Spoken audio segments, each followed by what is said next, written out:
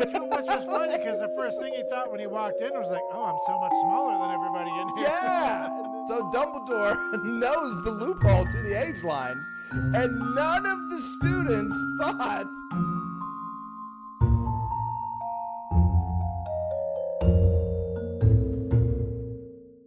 I wanted to start off by wishing everybody a happy 4th of July. Andrew, it's only the 3rd, and you've already watched the Up in the Sky fireworks. I did text Jeremiah that I was watching fireworks with the family. So here what they do, Waynesville's a small town. It's an outcrop of Asheville, right? Asheville's the big town, but it's not that big. Anyway, so Waynesville. So one of the little towns does it on the 3rd. One of the towns does it on the 4th. Another town does it on the 5th, so that everyone can get their tourists there. I don't know. Yeah, I know how So that is. we were doing it tonight, and Jeremiah sent me a text. He goes, "Hey, I'm ready when you are." And I was like, "Oh man, it's going to be later than this. I'm with the family. We're watching fireworks." And let's just read the text. Let's read the text. He sends me a text. Are y'all watching like the Up in the Sky fireworks? Yeah. These fireworks go up in the sky. I could not think of what they were called. That's great. That's great. Okay, so It's a nice Hufflepuff moment. yes. So we hope everybody has a fun, safe, and responsible 4th of July. I know where both of us live, fireworks are illegal, so our choice is to go up a hill and watch Go watch the professionals. Yeah, watch the professionals do it. Yeah. So last time we played a game called Up, Up, Up. Oh, no, quick. I don't know No, why I it's said quick. Up, Up, Yeah, Up. because you're all over the map tonight. Yeah, because I am, fireworks right? go up, up, up. Exactly. That was in celebration of our 100th episode, and Yeah. somebody told me that we played it wrong. What Our do you mean we played it questions wrong? were not vague enough, so we're going to try it again, and I'm going to start out giving you a couple questions correctly. Correct. I'm going to do. I Okay, made a okay. whole list of them. So, Okay. I still enjoyed the way that we played it last time. well, we were asking that was questions that had correct answers. That had so specific yeah, answers. we were Okay, doing okay, it wrong. okay. So, Okay. I'll start out. And I had to give 3 answers 3 answers immediately. as quick as you can. Yeah. So, if you had a wand in your hand right now, what 3 things would you use it for? Magic, killing a troll, and as a sparkler. There you go. Okay, and the other rule is we can't repeat answers. So, Okay. I'll ask you another question. If you were fighting Voldemort, what 3 spells would you use? Expelliarmus, Avada Kedavra, and Crucio. Well, you couldn't do them in that order, but yeah, okay. I can do whatever I want to. All right, so you kind of get it now? Yes. Yeah, Yes. yeah. Yes. Want me to ask you Yes. another question? No. I'll go. You good? I'll You go. good? I'll go. Okay. What are 3 activities you would like to do with Gilderoy Lockhart? Oh, man. Sign autographs, talk about... you can't believe... like, just wait till what I did. Wait till wait till you hear my story, and then look in the mirror and smile. Okay. Half of that was answers. Half of that was. Hey. Maybe they were Okay. up in the sky. Okay. What are the 3 things that you hate the most that the Dursleys did to Harry? Abuse him, not give him enough breakfast, and not let him have his very own ice cream. Yes. What would you want the Golden Trio to be if you were at Hogwarts right now and you had to create your own Golden Trio? I think it would be me. I'm a big fan. I always feel like Katie Bell would be like just this, like right up my alley. Yeah. And probably Dean. I assume Katie Bell's a like full blood witch, right? I always assumed. Yeah. I always assume, but Dean is not. Yeah. So I think Dean and I I think Dean and I would get along All right. really well. And then, yeah, just Katie Bell. I feel like Katie Bell, she's just a little older than Harry. And I feel like she and I would. It's a very long answers. Yeah. I thought about this.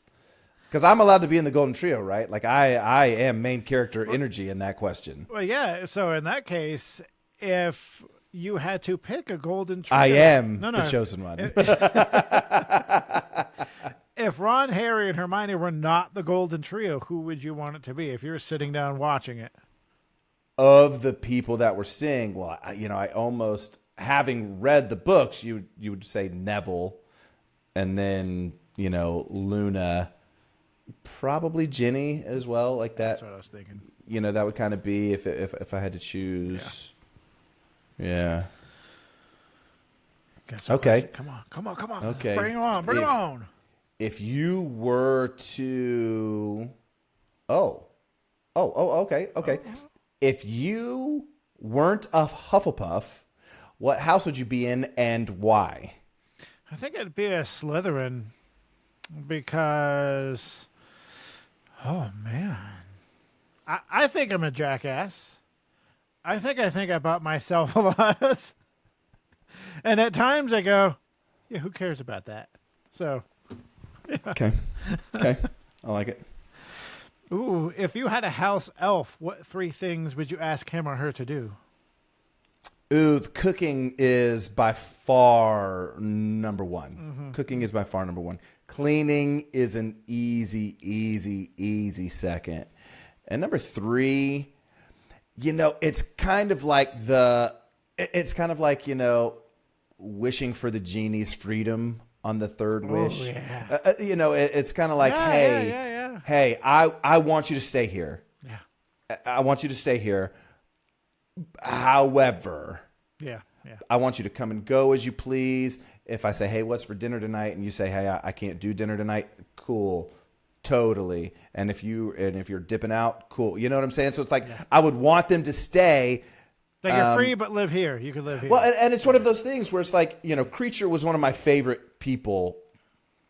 characters once the Golden Trio, like once they built that trust, he was genuinely hopeful. So if it is a thing where house elves truly find joy in serving their wizards or whatever, I would want them to, because I think if Harry were like, hey, Dobby, I want you to come be my house elf. Tell me how much you want me to pay you. Tell me what you want.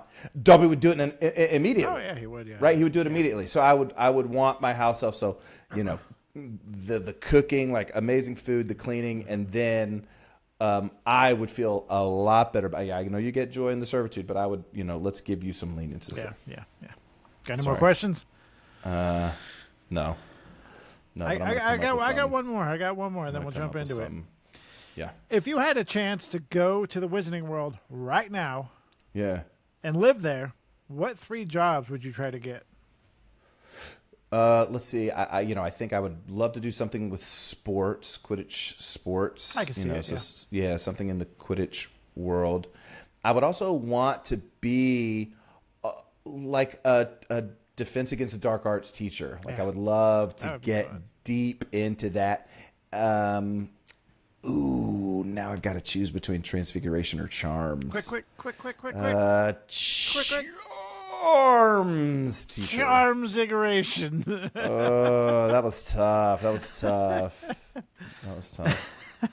Yeah. All right. Welcome back, witches, wizards, and muggles, to Squib's Corner. I am Jeremiah. And I'm Andrew, and today we are jumping into Chapter 17 of Book 4, Harry Potter and the Goblet of Fire. We're going over the 4 champions. Before we can go forward, this has one of the most most famous lines, because I don't want to use the I word. Most famous lines in the Harry Potter series. Iconic. No. Iconic. No. But it is. Yes, it's so true. I almost made that a chapter notable. I was so close to making that a chapter notable. Before we jump into the 4 champions, let's go back to Chapter 16, the Goblet of Fire. So we've heard about this impartial judge that is going to choose the 3 house champions or school champions, one from Durmstrang, one from Beauxbaton, and one from Hogwarts. Halloween, it's October 31st. We have the feast. We bring out this wooden casket that's got jewels and gemstones all over it. And they open it up, and there's this very simple cup, except for the fact that we've got these white-hot flames coming out of it. Super cool. And we learn that this is a very ancient magical relic. So the students that were eligible, so 17 or older, eligible to enter, had 24 hours from the feast on the 30th to the 31st. No pressure. So no pressure. You have 24 hours to decide.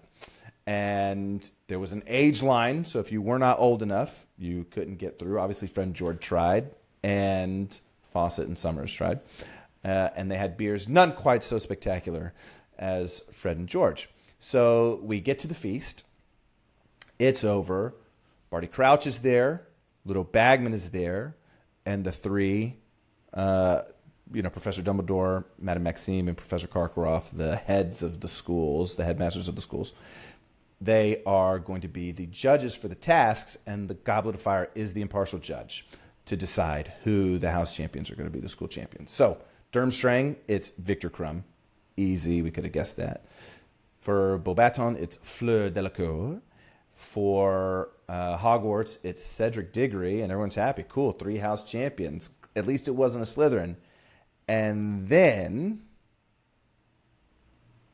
flames. Piece of paper, piece of parchment. Dumbledore catches it. Harry Potter. And that's how our chapter ends. Yeah. Which brings us to the 4 champions. Now, let's jump into these 7-word summaries. Well, first of all, don't forget to stick around to the end for our outpost. And now we will get to the 7-word summary. I like your style. It's all right. You got to admit, Dumbledore's got style. Such a great line. It is. Yeah. So my 7-word summary, I kind of went the iconic route. Did I just yell? Dumbledore asked calmly. Mine is, seriously? Come on, Ron. Not you too. Oh, I know. Gee, he's just... Yeah. So the 7 chapter notables, this was easier than I thought it would be. It's not a long chapter, but we do get some good bits of information in there. I think it's a better chapter than the previous. Yeah, it's a good kind of segue chapter. Number 1, don't call me that. Number 2, Dumbledore's loophole. Number 3, McGonagall, the loyalist. Number 4, that binding magical contract again. Number 5, well, that turned out ominous. Number 6, the first task. And number 7, some best friend you are. And the first paragraph of chapter 17 is a short one, but remember, Harry's in the Great Hall. The first 3 champions have been picked. They've gone up to the staff table, and then they've gone off to a little chamber off of the Great Hall. Okay. Now Harry's name has been pulled out. A parchment has come out of the Goblet of Fire with Harry's name on it. Harry sat there, aware that every head in the Great Hall had turned to look at him. He was stunned. He felt numb. He was surely dreaming. He had not heard correctly. Yeah, and okay, you bring it. I think you bring it up. Hermione basically says, "Harry, go." Like she kind of like irritated. Yeah, because she was on one last chapter, just being irritated about everything, and her attitude kind of continued here. But so Harry's name coming out of the Goblet of Fire was a shock to everyone. Harry was shocked. The students were shocked. Even the professors were shocked. Literally everyone's just staring at him. Yeah, like what is happening here? Yeah, students started to stand up to get a better look at Harry. Professor McGonagall got up and headed straight to Dumbledore. Looking at Ron, Hermione, and the rest of the bewildered Gryffindors, Harry explained, "I didn't put my name in. You know I didn't." All they could do was stare back at him. Then Professor Dumbledore called his name again. "Harry Potter? Harry, up here, if you please. Harry headed towards the staff table, feeling the weight of everyone's stares on him. Dumbledore tells him to go through the doors to be with the other school champions. You know, I love reading that part because when you're not thinking about your walk, you walk so naturally. Yeah. And then when you think about your walk, like it's like, okay, I got to walk from here to there, just naturally, walk naturally. It's impossible. It's impossible. So Harry is like, he's not only does he like stumble, he steps on the robe cloak, and now everyone is watching him walk, fully aware of every step that you fully take. Aware. You're just like, oh my gosh. Yeah, I do that at work when somebody else pulls up and I'm walking to the office and I feel like I'm walking very stupid. So, this is the description from the book. Harry went through the door out of the Great Hall and found himself in a smaller room lined with paintings of witches and wizards.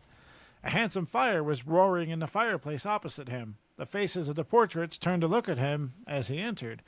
He saw a wizened witch fill out the frame of her picture and into the next to it, which contained a wizard with a walrus mustache, which didn't she describe Vernon Dursley as having a walrus mustache?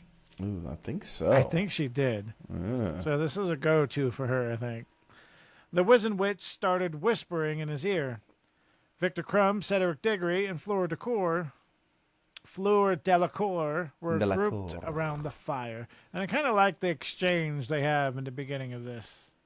Yeah, they look at Harry, but I like how remember Harry's 14, and these champions are either 17 or 18 years old. Yeah. And Harry is immediately seeing them around the fire. Obviously, they're taking in oh, sweet, I was chosen. Yeah. Now they're in there like, oh, I was chosen. Now I'm in this. So you got to think that they're contemplating. And Harry, it says they look so impressive. Yeah, so much bigger than him. Yeah, so much bigger than him. And so you got to remember they're at least 3 years older than him. Fleur sees Harry walk in. And it's almost like she assumed that he was coming to deliver a message. What is it? Do they want us back in the hall? They had no clue that, number one, there would be a fourth champion or that it would be somebody that was 14 years old. And I love that Ludo Bagman was the first adult to enter the room because he is on fire. He is so happy this happened. He's the one that announced to the other champions that Harry would be the fourth Triwizard champion, and I mean, he is all about it. Victor and Cedric. Well, I mean, you got to think it's not something that happens. It does not happen. It's a Triwizard tournament. Yeah, Why so the fact that it happened, he's like, whoa, what? Yeah. So I like that Victor and Cedric, you see, not saying that Fleur is immature, but they took that information and were digesting it. They didn't really show much to it. Yeah, but I'd imagine Crumb was a little upset. Fleur was just over the top with it, which I get. I'm sure they felt the same as Fleur. Yeah. Right? Well, Cedric's just standing there like, oh, yeah, cool.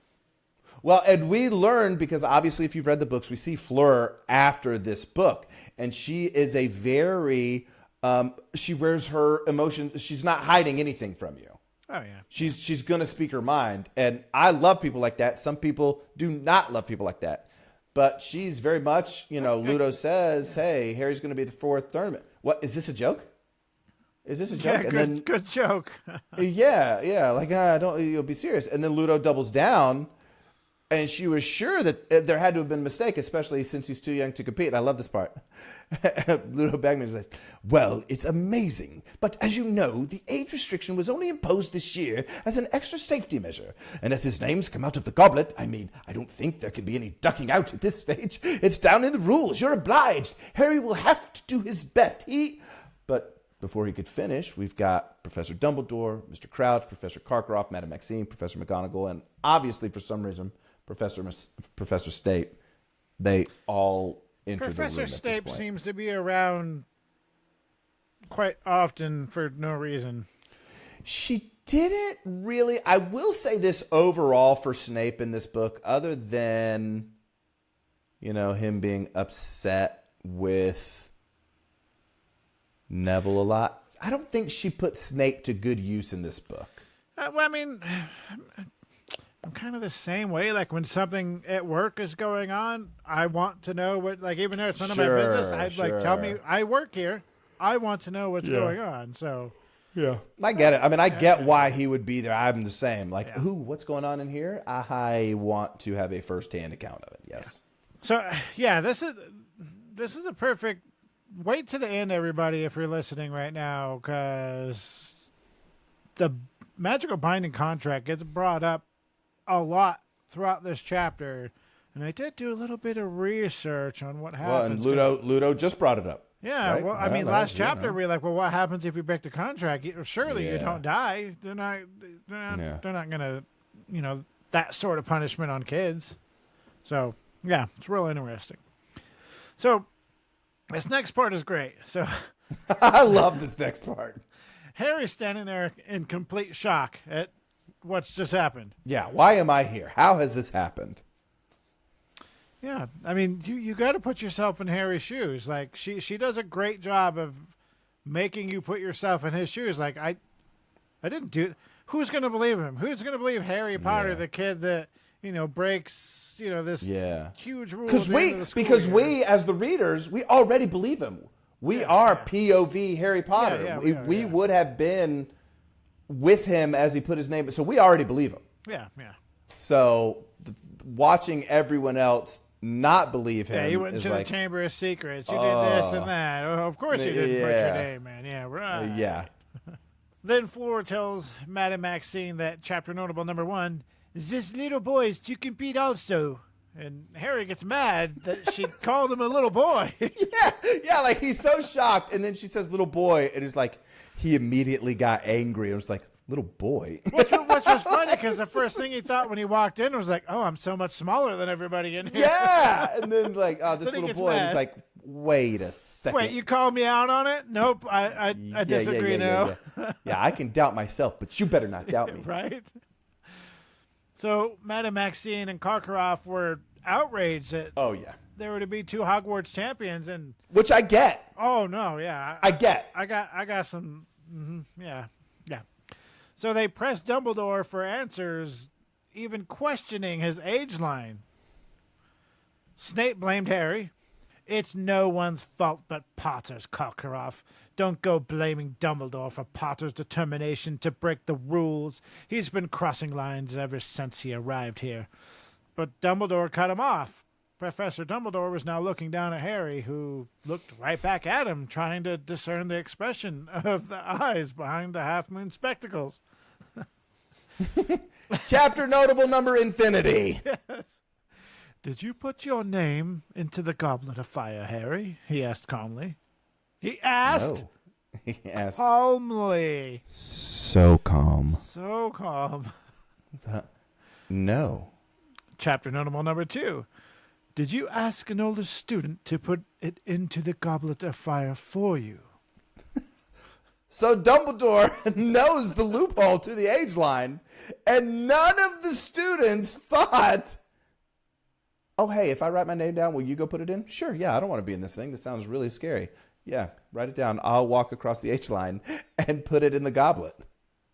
See, I never thought about that because I never put 2 and 2 together. Cause... Yeah. So Karkaroff and Madame Maxine, they're like, there must have been something wrong with the age line. And Dumbledore's like, yeah. Anybody could write their name on a piece of parchment and just have an older student go put it in the goblet. See, this is now, where...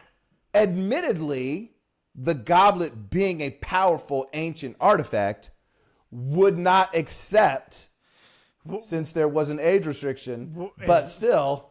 We're just assuming that, though. We're just assuming that is an assumption. That's a big thing that comes up. Like, if Voldemort came in and put his name into the Goblet of Fire, would he be like, oh, what is this 72-year-old doing putting his name in there and spit it back out, or would it accept it? Like, clearly, it's not a student. Yeah. Right? I would assume that it would not. Yeah, I would assume. would know. Yeah. No, this is not Harry Potter. This is Yeah. Professor Snape. But Yeah. yeah, it's a lot to question there because it's never stated whether or not the goblet is that powerful or not. We can only assume. Well, and here's the thing: when they say we're only going to let those 17 and up, is that just them making the rules? Are they able to alter the goblet, or are they just able to prevent people below 16 and under get to the cup? Well, I mean, Dumbledore can talk to mermaids, so maybe he could talk to fire too. I don't know. He's a fire talker. But this excuse of having an older student put his name in was not enough for Madame Maxine and Karkaroff. Chapter Notable number 3, when asked if Dumbledore could have made a mistake on the age line, Professor McGonagall was quick to come to his defense, saying it was an outrage to suggest that Dumbledore would have made a mistake. And Dumbledore's so courteous. Yeah. He's so calm. Yeah. You could have made a mistake. It is possible. Now let me shut this down right now. My name's Minerva. I've been with Dumbledore for a long time. If you question his magical skills one more time, I will backhand you. Well, Karkaroff was more, and I'm sure he'd go on with this for a while, but man, and he brings up completely valid points. He's angry. Yes, we as Harry Potter, Hogwarts, Dumbledore fans, we're like, you guys are being unreasonable. However, if you really zoom out and they came here expecting it to be 1v1v1 and now one school has 2, any sports team, any event people would be like, you're breaking the rules. Yeah, exactly. You're eliminated. You can't break the rules. Yeah. So they all, they go back and forth, and then they finally turn to Barty Crouch and Ludo Bagman. They're the officials from the ministry. Ludo basically just defers to Crouch. I don't think he wants to get it, and I don't think he knows a diplomatic way. Well, I don't think Ludo, because you know how some people don't like Confrontation? confrontation. I think Ludo is the definition of, I'm excited. Oh, wait, confrontation? Take it away, somebody else. Yeah, that's what Barty over here. Yeah. So Ludo defers to Crouch, and Crouch, very swift in giving his answer. Now, they do give us a little description here. We haven't seen Crouch since the Quidditch World Cup. And it says that he looks aged. He looks more skeleton-like, almost like he's lost weight, like he's been under a lot of duress since the World Cup. We know that there was, as he would say it, there was a stain on his reputation because of Winky and all this stuff. But it's just a little bit of information that we throw in there because we were already given a good description of Barty Crouch when we met him at the Quidditch World Cup. Just sort of throw like this. I always say, that's the beauty with her writing. A sentence says so much. Just give us a little bit. But then, he goes and he does what Barty Crouch does. We must follow the rules, and the rules state clearly that those people whose names come out of the Goblet of Fire are bound to compete in the tournament. Well, Madame Maxine, Karkaroff, they're like, okay, here's what we'll do. We're going to resubmit all of the names of our students so that we can each get 2 students, like two champions Yep. in here. Do it. Yeah, let's do Do it. it. And that sounds reasonable. Yeah. Cool, Yeah. 2 students per school. Yeah. And then Bagman jumps in. He's like, unfortunately, the goblet has already been extinguished. Like the champions were chosen, it goes out. The only way that it's reignited is for, the start of the next tournament. And it's funny here because Karkaroff, he's livid, right? Rightfully so. He's livid. He's ready to leave. He's ready to leave. But he says, it's funny that he says, if we knew that this was going to happen, that the age limit was just going to be tossed out, we would have brought other kids that we thought were fit to be able to compete. And it's like, you want a second year to compete instead of Victor Crumb? Yeah, you already brought quite a few people. Yeah. You got Victor Crumb. Yeah.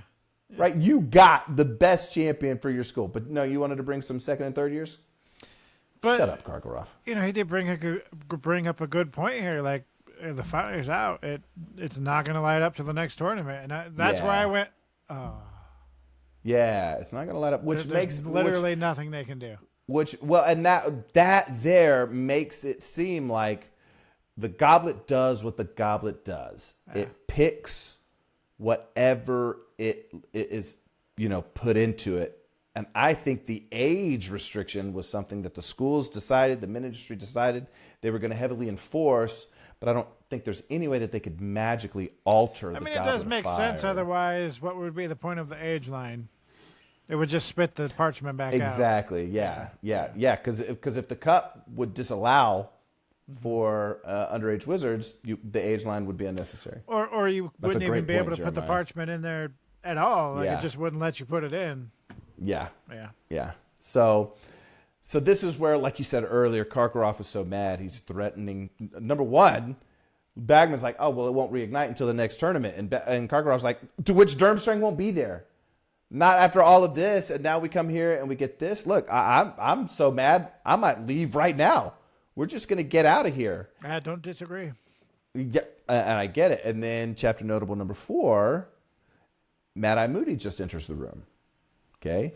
And he reminds Karkaroff that he can't leave because his champion has to compete due to this binding magical contract. And then he says, convenient, eh? Yeah. No, it's a good chapter. It's a lot of arguing, but it's a good chapter. Everybody loves a good argument from the outside, not the inside. Well, and the worst part about chapters with a lot of arguing and dialogue is it's hard to summarize. Yeah. The argument. It's almost like you want to let's just read back and forth. Like when there's a lot of things happening, we can be like, oh, and then there was a dragon. Yeah. And no, stupid, it's a flying house. No, like we can summarize actions, but when there's a lot of dialogue in this chapter, so it's very hard to summarize it without just saying, okay, let's, this is what he said, and this is what she said, and then this is what he said. So Karkaroff had no idea what Moody was talking about. What was so convenient about that? It's very simple, Karkaroff.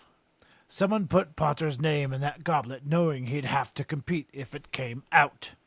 Madame Maxine thought it would have been someone who wanted 2 Hogwarts champions, and Karkaroff agreed with her. Yeah, that makes sense. Valid.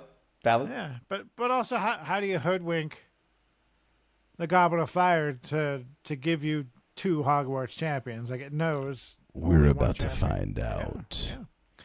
So then Moody points out. Moody then points out that the only person who should have been complaining is Harry. But he doesn't seem to be complaining. As a matter of fact, he hasn't even had the chance to complain about anything yet. Yeah. Fleur responds by saying, he has a chance. Whoa, what was that? That was just real want loud. To point out to all the listeners or viewers, I wrote this script, so every time Fleur speaks, it's Jeremiah. It's when it's Jeremiah's turn to speak. Not an accident. Convenient, eh?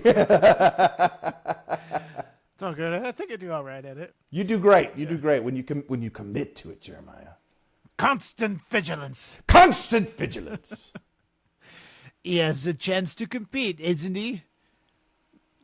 We have been hoping to be chosen for weeks.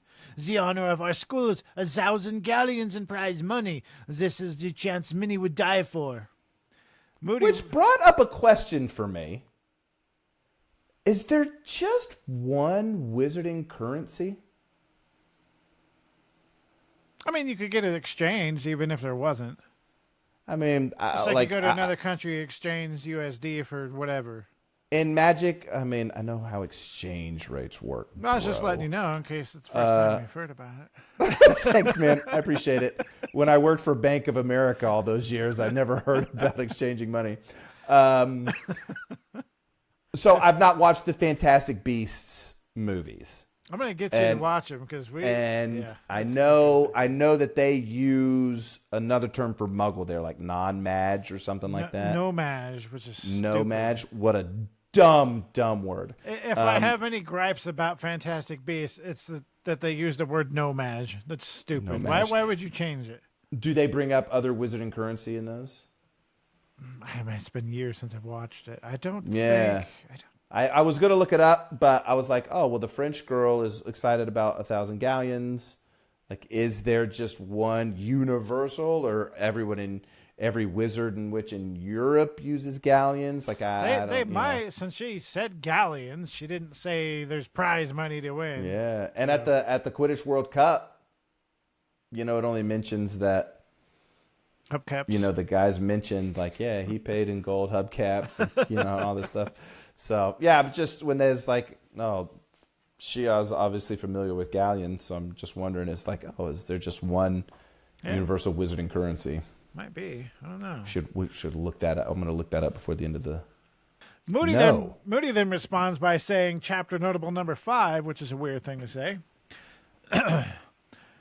Maybe someone's hoping Potter is going to die for it. Oh. He then adds, it was a skilled witch or wizard who put the boy's name in the goblet, because they hoodwinked a very powerful magical object. It would have needed exceptionally strong confundus charm to bamboozle that goblet into forgetting that 3 schools compete in a tournament. I'm guessing they submitted Potter's name under a 4th school to make sure he was the only one in his category. Which makes sense. I'm reading all about wizarding currency right now. Interesting. So, obviously, Britain has the galleons, sickles, and knuts. United States, we know they have the dragget and the sprink. France has the bezant and the centime. Germany has the Eisenkeiler. So, yeah, so there are different... We can assume they're different currencies.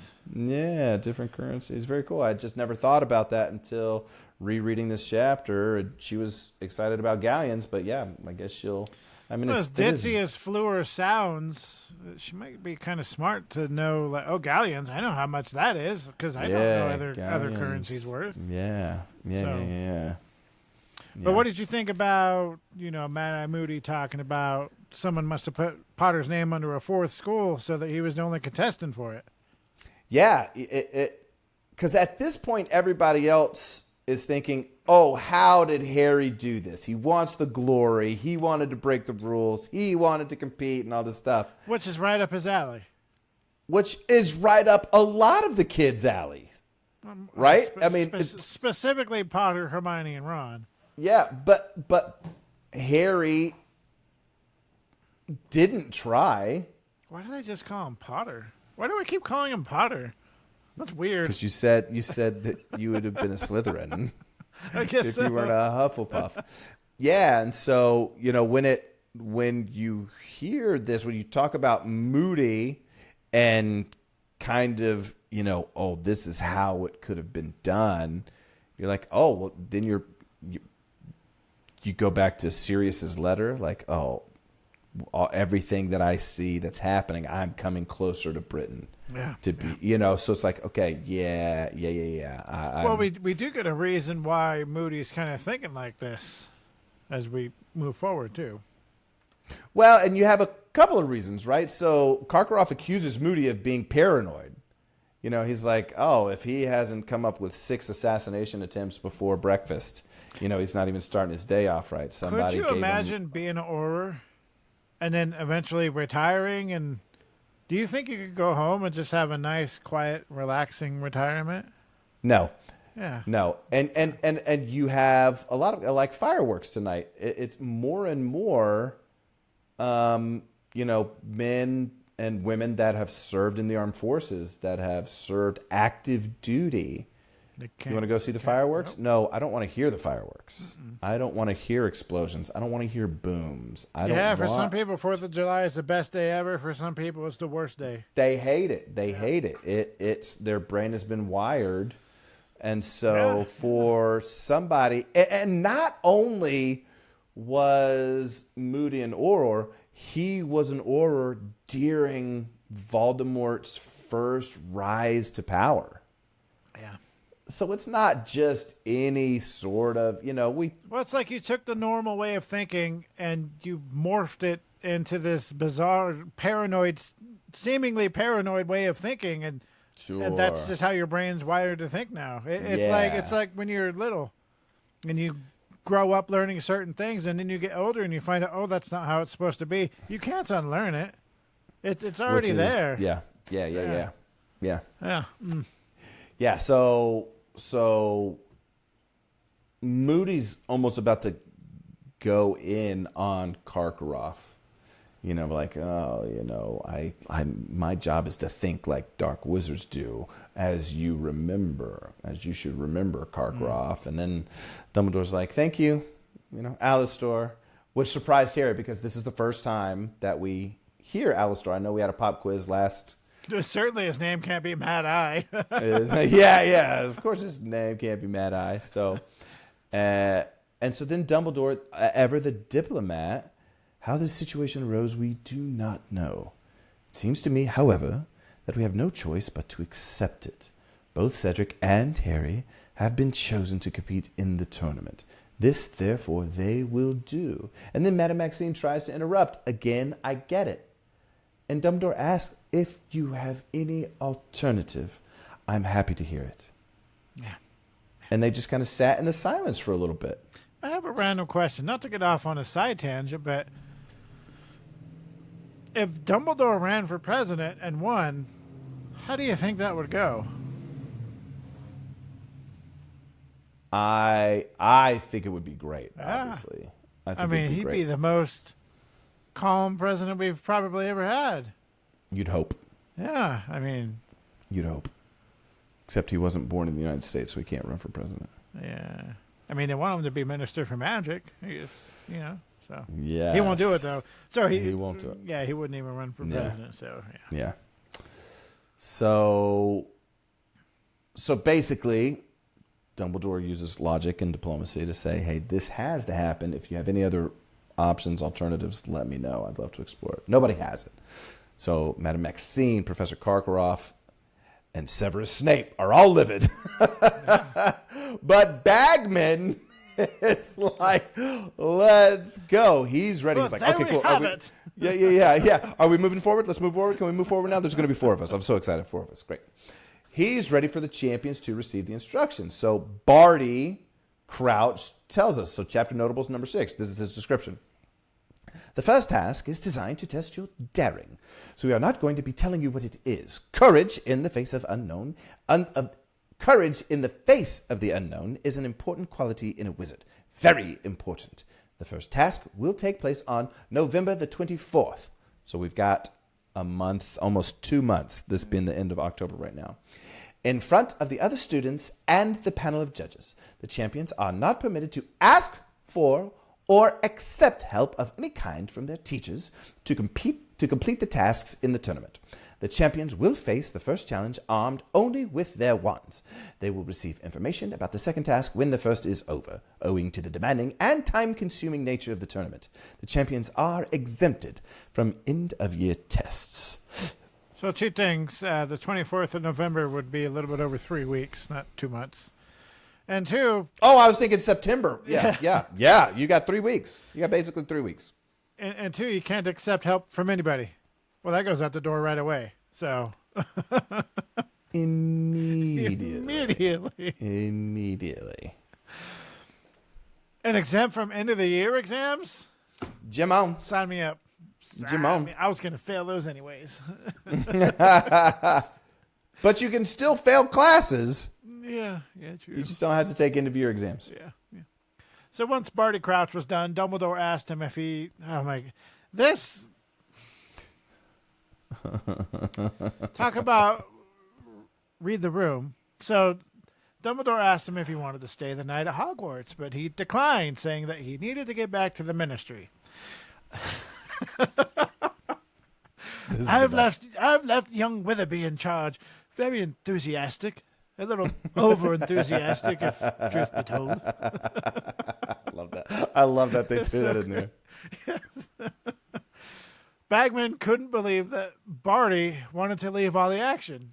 Madame Maxine and Karkaroff left with their champions in silent, even though Dumbledore's like, Madame Maxine, a nightcap? Karkaroff, a nightcap? Nightcap. Yeah. Dumbledore! Bro! We are angry. We are devastated. Cedric was at least polite to Harry. Cedric. I did it again.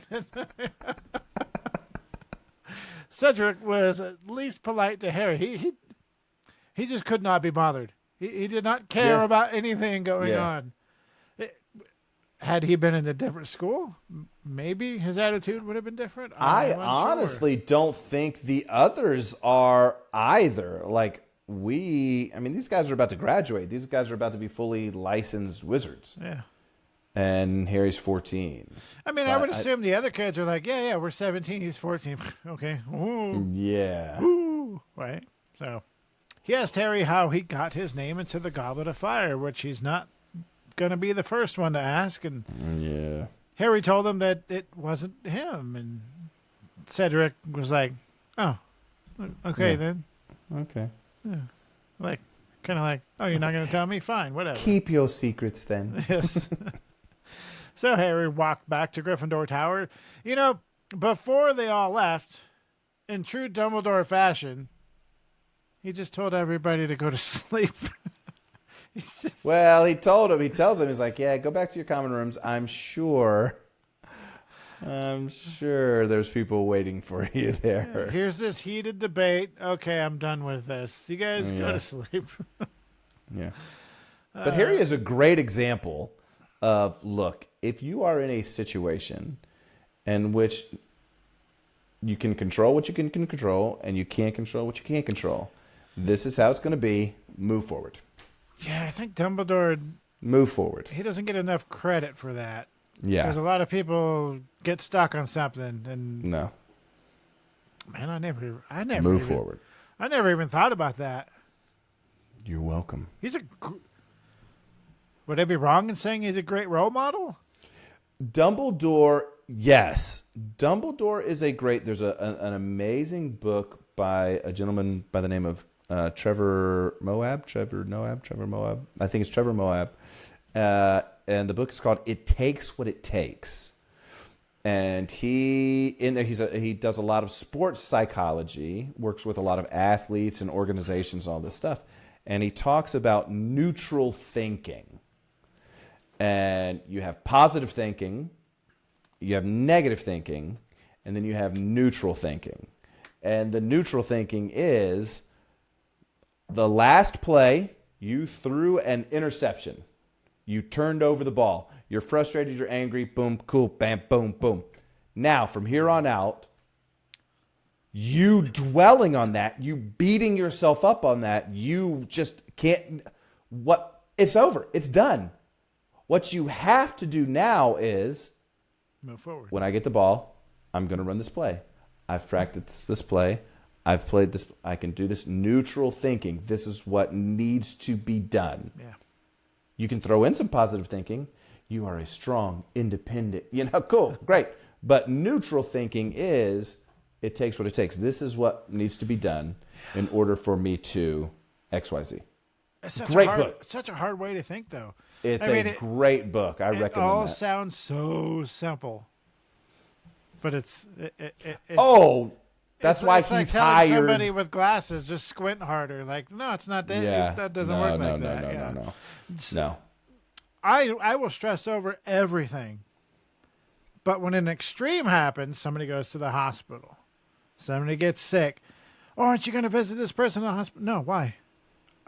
Did they take a turn for the worse? Like, are they dying? No. Okay, well, then I'm not worried about it. Somebody dies. I'm like, oh, well, that sucks. And then I move on. Yeah. Big, huge things like that. I'm cool, calm, and collected. I go to the post office to check the mail, and I'm freaking out. So it's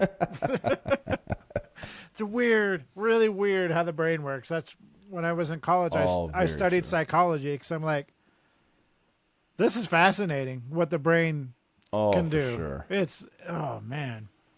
Back to Harry Potter, though. Back to Harry Potter. Harry walked back to the Gryffindor common room thinking to himself about everything that went on. He didn't want to compete in a tournament in front of hundreds of people against competitors who have had at least 3 more years of magical training than he did. But someone did want him in the tournament.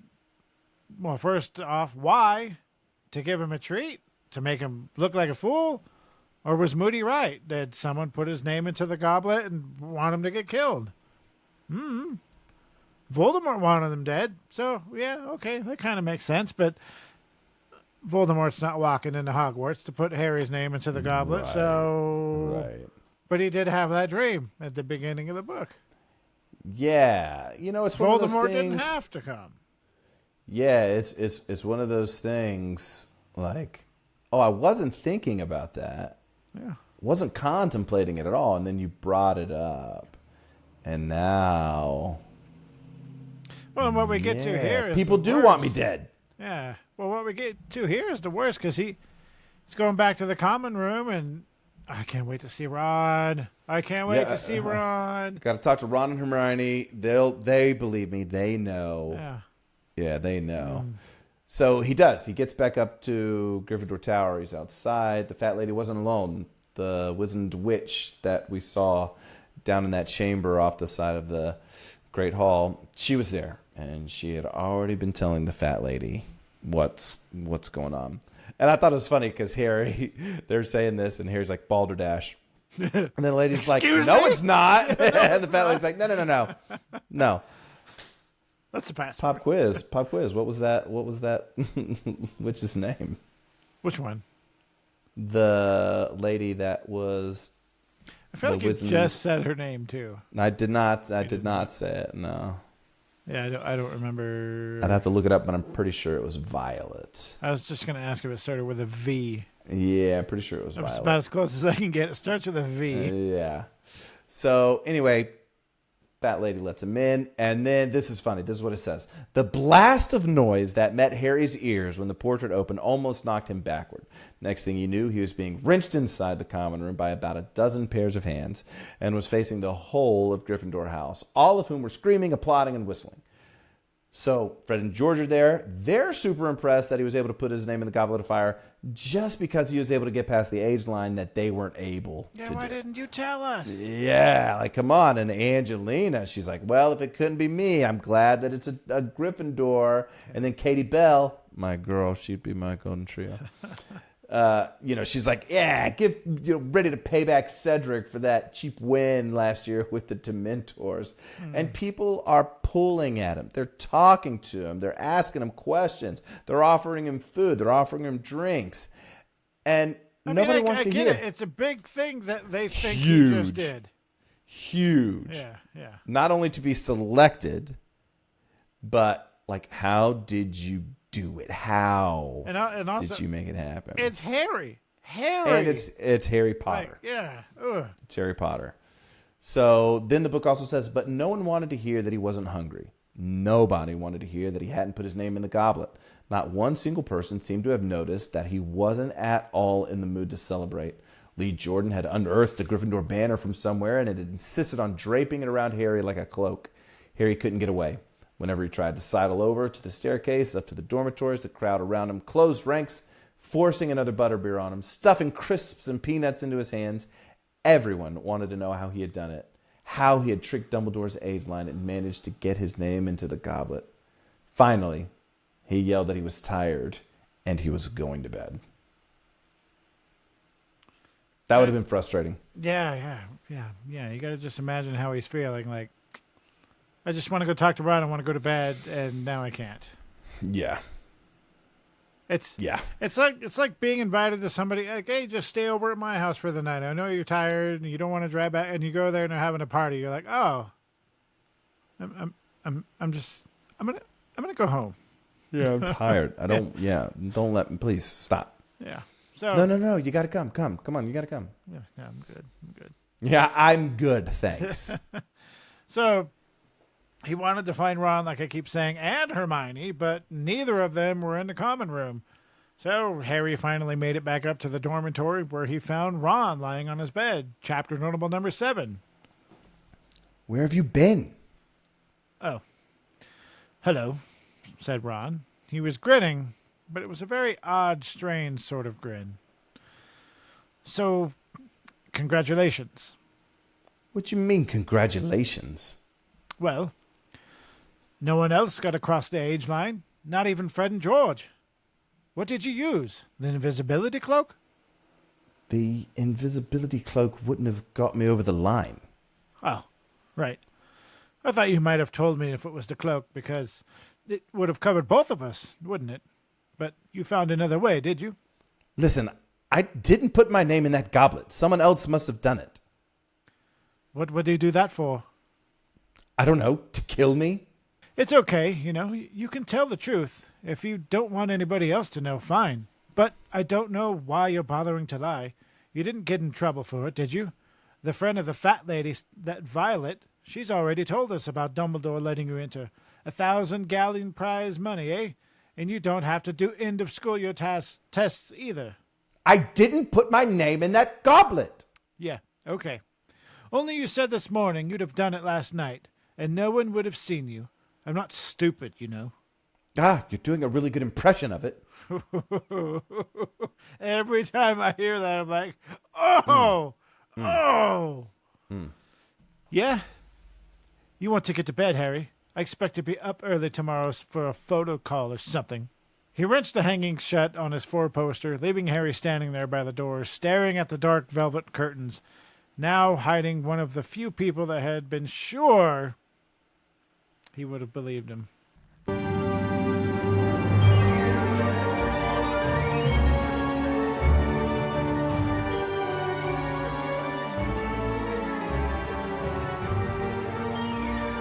Whew.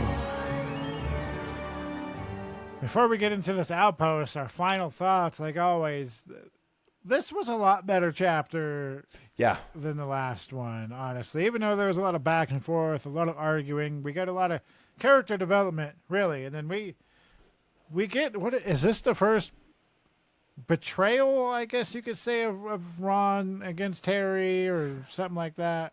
Yeah, I mean, I think Ron feels betrayed. They've done everything together at this point. I mean, there are some things that Harry does without Ron, but not intentionally. Like like the diary comes to mind. Tom Riddle's diary. Ron warns him against that, but it's like they're thick as thieves, right? They are together, but the fact it almost feels uncharacteristic of Ron to not believe Harry. Well, like what? Why would Harry lie to him? Yeah, that's true. Yeah, I mean, where this is year 4, and Ron, okay, why would anybody? Yeah, I don't know, to kill me. Well, look, let's see. Yeah, Quirrell and Voldemort tried to do that year 1. Let's see. Peter Pettigrew. Yeah, he tried to. Year 2, let's go with Chamber of Secrets. Tom Riddle himself tried to lure you into. Yeah, like why this now? To be like, Ron, I didn't do it. I don't know who did. Oh, really? Why? Ron, stop it. Yeah. Like, I mean, get that he could still feel a little jealous. Yeah, I was going to say, we kind of get the answer in the next chapter, but. Yeah, and Hermione's really good. And again, if you rewind back to middle school, if you rewind back to high school, there's a lot of emotions, a lot of hormones, a lot of drama. So it's not atypical for, friends to beef and different things like that. But, come on, Ron. Yeah. No, I get it. No, it's a really good chapter. It's a really good setup into, kind of the rest of what's going to be yes. Drama. So, yeah. Drama. And now, Andrew, we said our final thoughts, and I think it's time to get into the outpost. Bro, I'm in it. Yes. So this one was actually from a video that we did a while ago, book 3 comment. Remember, we were talking about the farce that was Buckbeak's trial. Okay.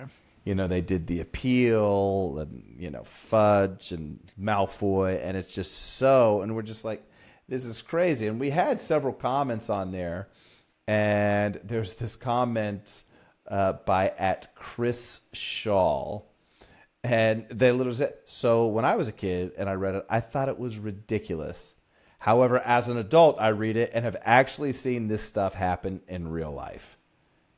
And you're like, oh, absolutely. Oh, this guy knows the judge, and the judge is married to the lawyer's wife. And yeah. That's, oh, you did that? Yeah, whatever. I don't care.